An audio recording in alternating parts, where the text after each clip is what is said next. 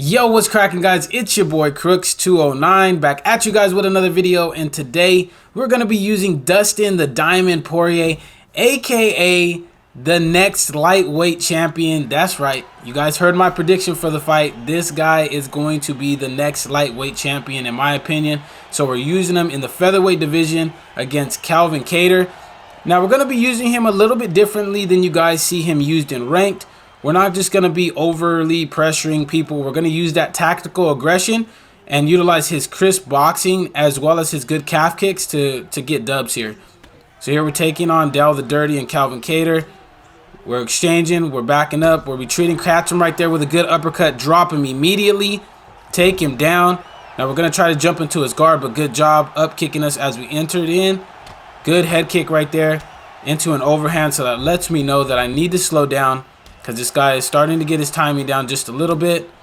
And down here in featherweight, surprisingly, Dustin isn't utilized as much as I thought he would be, but that's okay. So here we're exchanging in the pocket, breaking that block down just a little bit. He's doing a good job of trying to answer back. Does right there with the two-punch combination into a knee. We work the body. Try to time out a front kick, but it misses. We block that body kick. Now, Dustin does have a good switch stance. He does, I believe he has an 88 switch stance.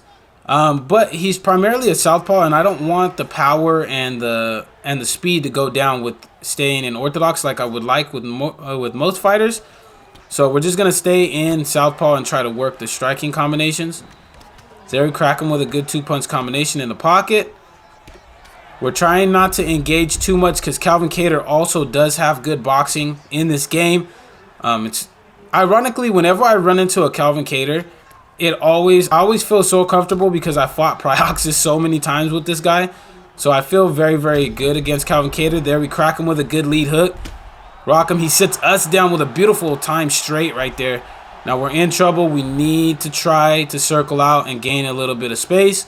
He's not giving it to us. He's trying to smother us. So we just got to take our time. We're feigning. Now he gives us a space because he has to reset. Work the body with a good body hook. Jab hook hits him. He's able to major lunge out of, well, not major lunge. He pull countered that strike. Rocked us again. So we need to switch it up just a little bit. Start throwing out a little bit more straights. Like that right there. Trying to catch him if he's going to back slip. Now we're taking our time. Not rushing. There's good body work underneath that hook. So that's if you guys don't know, body hooks will go underneath regular hooks. They have evasion properties for it, so if you time it out right, it'll go good. So look at his stamina. His stamina is starting to go down very dramatically for it only being the first round. So here for the last 30 seconds, we're just going to try not to eat anything heavy and get rocked again. So there he's trying to exchange with us. We're taking our time. Hitting the body. Good block counter right there by him. That's smart stuff. That let me know that I need to be careful with the body shots because now he's on it. Hit him with a good three-punch combination. And that's the end of the first round. Very, very clean round. No, not a very clean round, but a very close round from the both of us. I rocked him. I sat him down. He sat me down. So in this second round, we're going to look to build a little bit of momentum and start finding our timing just a little bit more. Our head health is down just a little bit more than his is. So we need to try to make up for that. We need to be aware of that pull counter right there. We rock him with a good front kick, go down to the body. He's exchanging to try to keep us off of him. But we're starting to apply that pressure, but not overcommitting on combinations. Using that tactical aggression to try to get Del the Dirty out of here. Catch him with a good lead hook. We exchange. That knee misses, but so does his hook. So now we're pressuring just a little bit, catching him with two-punch combinations. There's a beautiful timed slip straight by us. Miss on the front kick.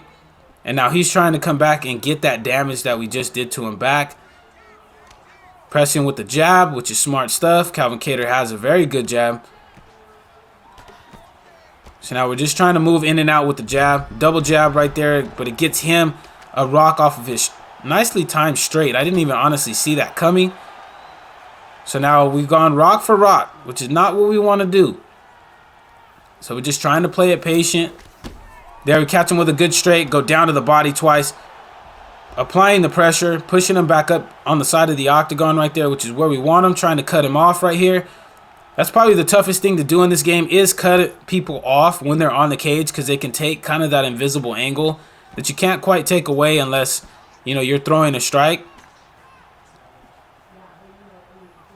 So now we're just trying to press the pace a little bit, throwing stuff out there just to get him thinking.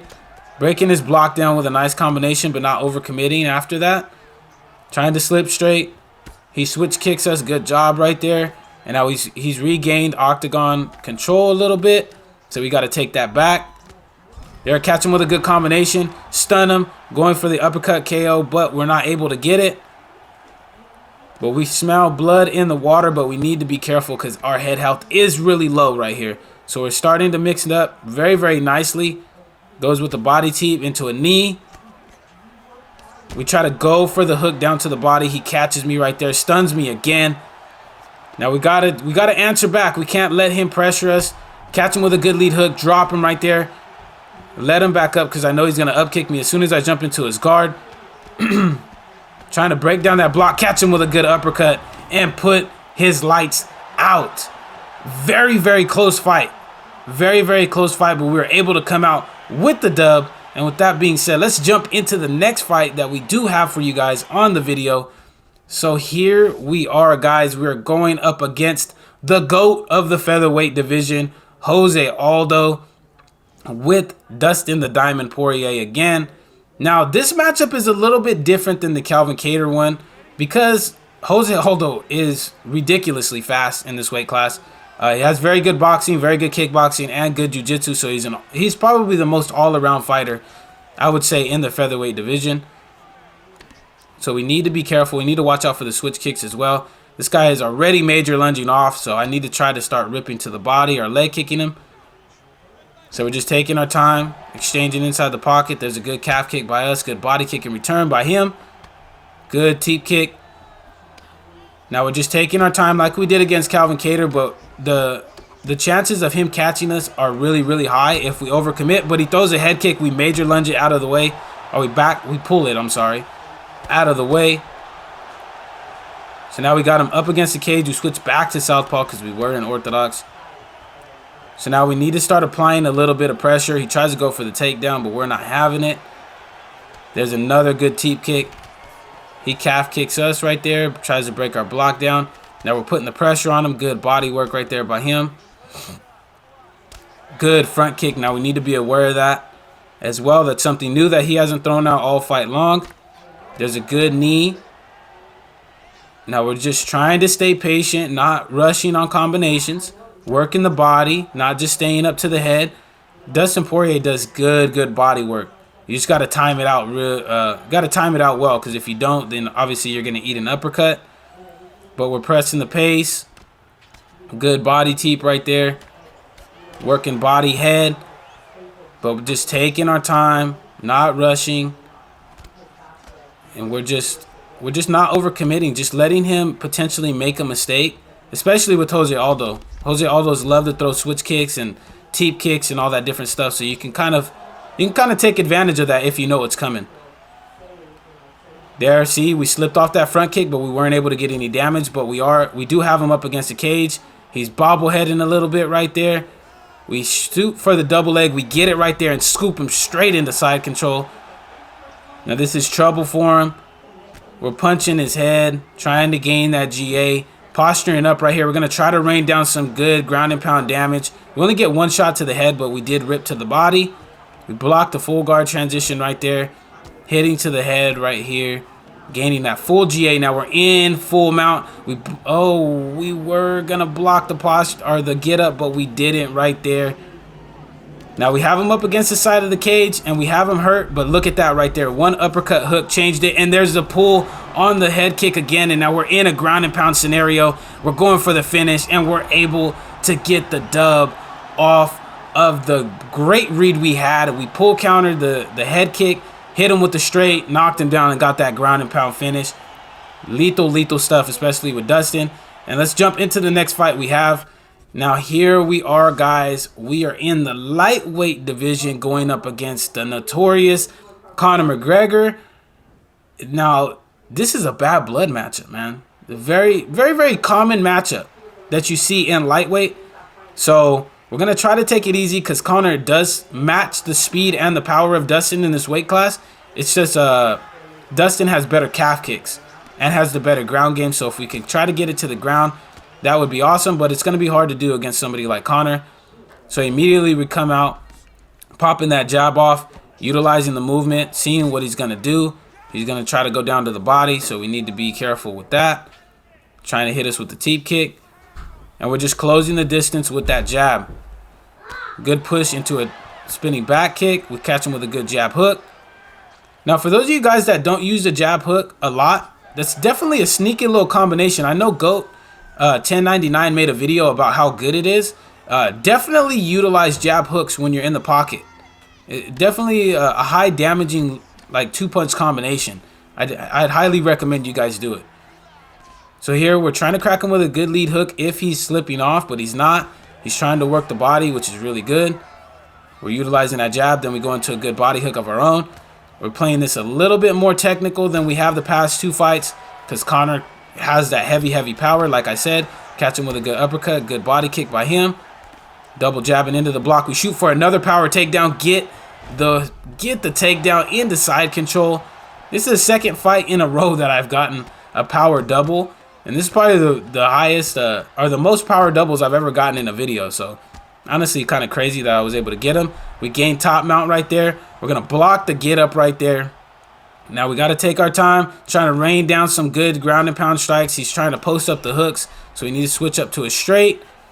But he's able to pull us back down. Now he's able to gain his half guard back, but we do posture up right there and gain side control. Now we just need to take our time, try to go control over damage. Elbowing to the head to gain a little bit of GA. We are able to get side saddle right there. Now we don't want to surrender this if we can. There he goes for backside, but we do block it.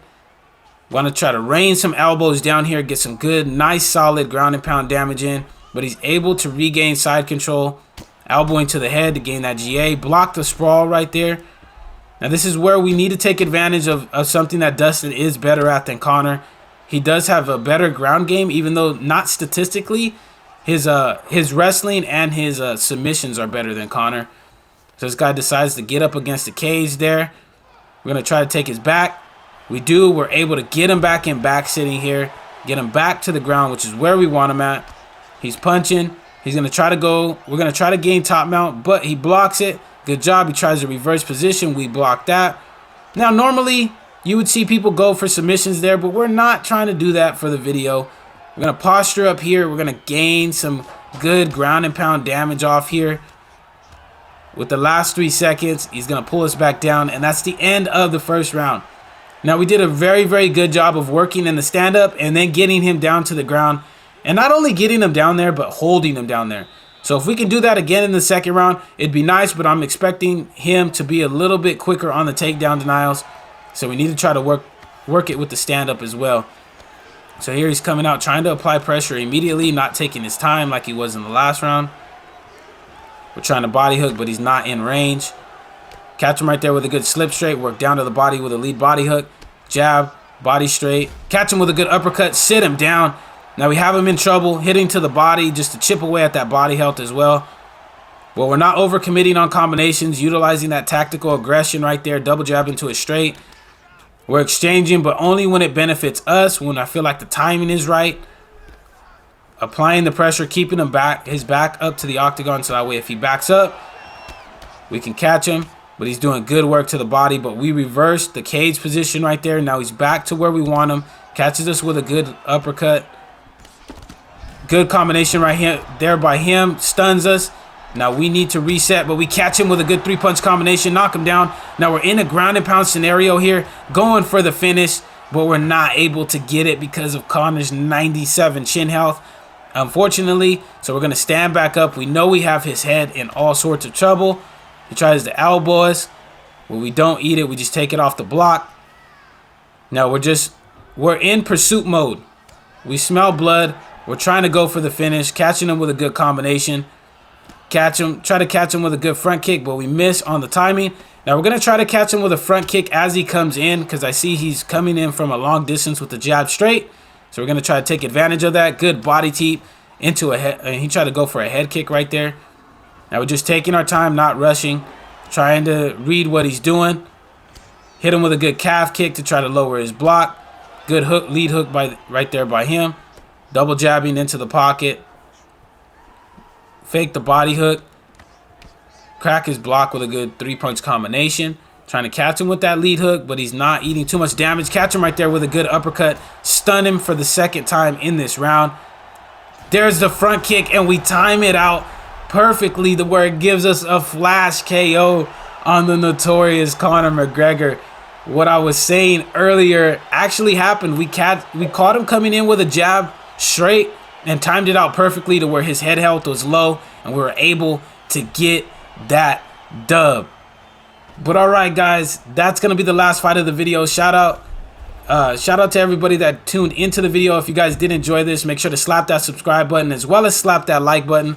We make UFC 4 content all day, every day. But until the next video, guys, take it easy, be safe, and enjoy the rest of your guys' day.